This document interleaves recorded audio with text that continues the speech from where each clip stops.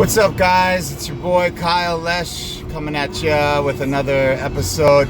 I literally, on my mother, just got ran off the road coming off an exit because I cut in front of this dude. And let me tell you, man, it was off a sharp ramp. If any of you know exit 39B coming southbound from West Haven to Milford. He ran me off, and it's a sharp turn off ramp, and the boy, did the traction kick in. I was going in and off the grass onto the fucking pavement, from the grass to the pavement, and you felt the traction kick in on this Beamer, dude. It was fucking sick. I actually loved it, man, just to see how well this handled. But I guess I shouldn't have been fucking around cutting off people, not using my signal. That's my bad. Don't drive like that. It's not worth it. You got too many angry people out there. Life's short. It's bad enough everybody's in a hurry to die. But anyways, speaking of dying, this is going to be a more of a serious side of me. And I told you in one of my videos that I battle with addiction. I'm clean now for today. You know, they say in AA, one day at a time. So I'm clean for today. I have today only, and that's what we only have is today. Remember that. We're not promised. Look at this, a huge accident over there, just as I say that. I hope everybody's okay. We only have today, right? Yesterday's the past. Yesterday's history. Tomorrow's not guaranteed. Sorry about the glare, guys. It is a beautiful day out, so I should do a more uplifting segment, but I wanted to come out and be completely honest with you guys how I've struggled with addiction since the age of 17. It started off with booze, just like anybody else when they're young and in high school and easily impressionable. And then there'll be two parts to this because it's such a long story, but I've never told anybody this story, not even in AA. But I'm not going to get into a lot of detail or a lot of war stories, because that's not the point of this. The point of this is to help somebody that is struggling and that has no voice or has no guidance or anyone to go to. So if I could just touch one person and help one person out, it'll mean the world to me. So I was 17, actually probably even earlier in California when I was drinking. We used to drink by the levee, near the river. I grew up in Sacramento, and then I moved back to Connecticut, and I had a friend of mine who will remain nameless out of respect for him. He had suffered Crohn's disease. Now for people that don't know, Crohn's disease is an intestinal disease that has to do with, I'm not a doctor, but I believe you have smaller intestines and your metabolism's messed up, so you shit a lot, basically. He couldn't play any contact sports. Basically, he had to carry a roll of toilet paper with him wherever he went. Now, I know that's funny, but it's not. It's a little funny now looking back. He was carrying toilet paper at 17, 18 years old to high school, wherever we drove, any party. Oh, Kyle, pull over, I gotta take a shit. Or he just shit himself. And I'm getting off track once again with my ADD, but my point is he was subscribed because of his disease.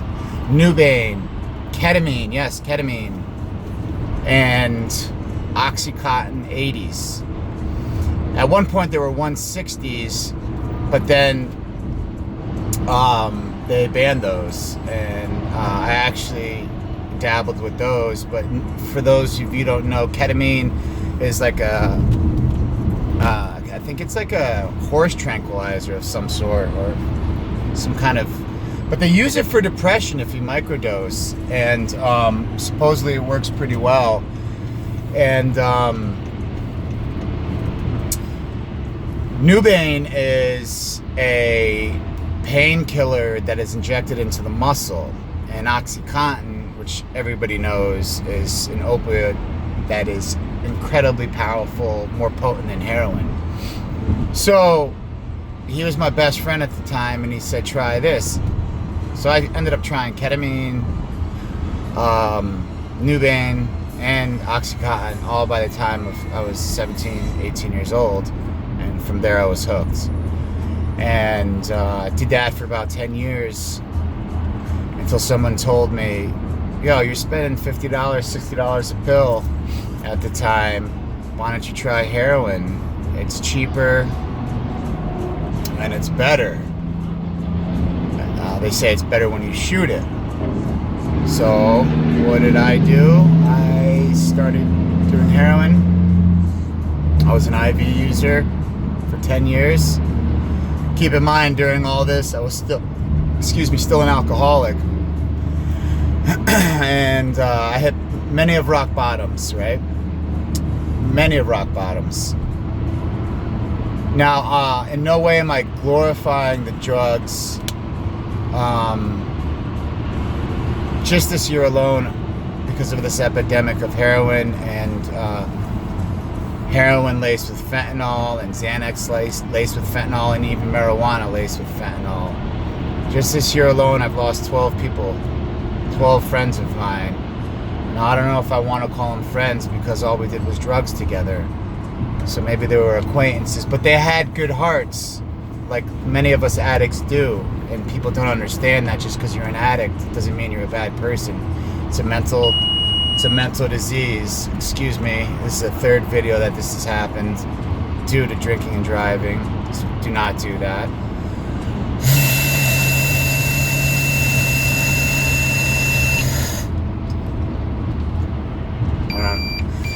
You have to hum into it as you blow. It's really weird. So that's why it sounds like that every time I do that, or it won't work. Anyways, where was I? Yeah, I lost 12 people, and they were friends because when they weren't high, I saw the real them. Just like when I wasn't high, all of my exes saw who I was. And I say exes because I couldn't hold a relationship because of my addiction. I had so many wonderful girlfriends that loved and cared for me. Then I had a couple that were just plain old twats, but they will all be remained nameless out of respect for them and their families. But my point is, drugs is like the devil's dick. You know, you don't want that thing inside of you. And once that devil's dick's inside of you, it hooks you, man. No homo, it hooks you. So for anyone out there struggling, please feel free to reach out. I mean, I battled with addiction. I'm 37 for 20 years and alcoholism. I have 2 years clean now. I attend AA, not regularly. I should be going a lot more. I've been to 5 or 6 rehabs, about 20 detoxes, mental institutions, yada, yada, yada. You know, and I'm not ashamed of any of it. I wouldn't change any of it. Honestly, I wouldn't, because it molded me to who I am today, and it allowed me to meet my best friend and my soulmate. And she will remain nameless as well, out of respect. You know, I'm not going to name any people, but I met my best friend and my soulmate, and she knows who she is, and I love her very much. And she's ride or die. You know, I've been with her for a little over 2 years, so thankfully she's never had to see the other Kyle, because that other Kyle is not a good person. That other Kyle steals. That other Kyle lies. That other Kyle hurts people. That other Kyle cheats. That other Kyle doesn't give a fuck about authority. That other Kyle thinks he's above the law and above anyone else. And I still struggle with some of those isms, we like to call them in AA. But not as much. You know, it's a lot easier being sober, remembering what you did, the day before, not covering up lies. My sunroof is closed. Where's that glare coming from? You know, just being an honest, good person, and that's what it's about. But I know so many of you are just like, all right, ready, shut the fuck up. How do I get out of this? Well, first, remove the people, places, and things. You know, if the people you hang out with are doing drugs, obviously you're going to. This isn't rocket science. I can't speak, so I'm a little fried from 20 years of abusing my brain. Places, anything that might trigger you. You know, going into a package store with a friend, even if you're not drinking, or going through an old town or city where you used to cop from. That's not going to help, because that's going to trigger you. And things. Don't have, you know, if you're an older and sophisticated or younger and just like to have nice things around, like say a nice bottle of wine or champagne just for looks, remove all that stuff, because all those things are going to do is trigger you, right? And we don't want that to happen. I want you guys to live a long, healthy, happy life. And like I said, if you are using, you are not a bad person. You are not a bad person. It's a disease. And I hate when people say, like there's this dude online that had a whole 30-minute spiel saying it's not a disease, you're just weak, calling us pussies, this and that. Well, I say this to you, motherfucker, fuck you. And have you stepped in our shoes? Have you stepped in our motherfucking shoes, bitch? I'd love to see that dude and slap him upside the head. See, now that's the Kyle coming out right there that I got to stay away from. You know, the angrier I get, the more closer I get to a drink or a drug. So I got to check myself sometimes, because I have a quick temper. But you guys aren't losers. You guys don't have a choice. You didn't ask for this. You did not ask for this. It's a disease. It's clinically proven. It's a medical condition. Just like cancer, multiple sclerosis, Hodgkin's lymphoma, Crohn's, anything, any disease you want to. It's a disease. It's a mental as well as physical disease. Your body shuts down when it doesn't have it. Just like medicine like if you don't take your meds for cancer, your body's going to shut down. If you don't get your chemo, your body's going to shut down. Actually, chemo shuts down your body a little bit, but you get what I'm saying. You guys are important. I'm tired of hearing and seeing people die every single day because of this epidemic. I cry for strangers. I don't even go to funerals anymore. I haven't been to a funeral in 20 years. No, 17 years, when I buried my best friend. And it wasn't from drugs. His heart just exploded at a young age because he gained weight rapidly. And we were playing baseball, and he slid into home plate, and that was it. His heart exploded. Rushed him to the hospital, and an hour later he was dead. But anyways, I don't go to funerals anymore because there's one every week. And I'm sure in your town or wherever you guys live in, there's one person that you know that is struggling, or it might be you that's struggling, that has the same thing going on. Like, you just don't go to funerals because you become so accustomed to them, and it's just it starts to become almost stressful. And I don't mean to sound selfish or rude to the dead, and I would never speak ill of the dead, but it's hard, especially when you're an addict and you keep burying other addicts. Unless you step in our shoes, you don't really understand. But I understand you guys that do have an addiction, and hopefully I reach one person. That's all. My goal is to reach one person out there on YouTube. One person. And if I can change you and help you in any way, hit me up on YouTube, Kyle Lesch, Loesch, or my Twitter. at K Dizzle. You know, I'm on Facebook, Kyle Lesh. DM me. We can talk.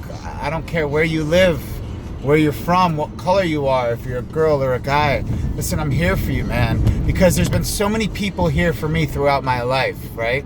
So many people have helped me. So many people who have allowed me in their homes. When I was, I was homeless at 16 and basically on couch surfing.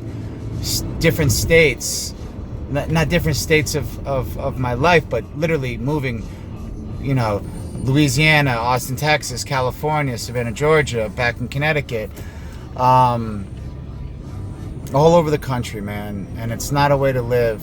And guys, you can do it, but it takes a shit ton of work. A shit ton of work. And if you need help, check yourself into a detox right away. Follow the program through. Go to rehab right after, and then hit 90 and 90 meetings in 90 days. Listen, if you can cop in a snowstorm like I used to and walk miles without a car in rain and while I'm dope sick, just to get a fix, there's no excuse why you can't make it to a meeting for an hour a day, And that's an old cliche saying, but it's true. Now listen, I'm here for you guys, okay? I have to go. I told you it's going to be a 2-part thing. I don't want to make this long and sad and boring, but I want you to know that I'm a face here for you. And anyone that's struggling with even a mental disease, because I suffer with depression and a little bit of bipolar, and I'll cover all that in part 2. But guys, just try to stay alive for today. There's stuff to live for. And remember, it could always be worse. Look at these third world countries. I mean, I can go on and on and on. Everybody knows all this, And you're not alone, all right? I love you guys so much. And please take care of yourself for today, all right? Please, I'm begging you. Say no to drugs. Say no to alcohol.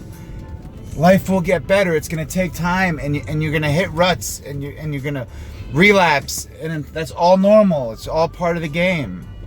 I've relapsed over 100 times, but today I'm here, living proof. I've OD'd. I'm not, all right, not enough of those war stories. I'm at my boy's house. We're going to go to the beach, maybe go to the gym, whatever, but the most important thing is he's sober, I'm sober, and we're doing something constructive today to improve our mental and our physical, all right, part of ourselves. I love you guys. I'll be back with part 2. Please subscribe, Kyle Lesh, and hit a thumbs up if you like this, and part 2 will be coming out soon. I love you guys. Thank you so much.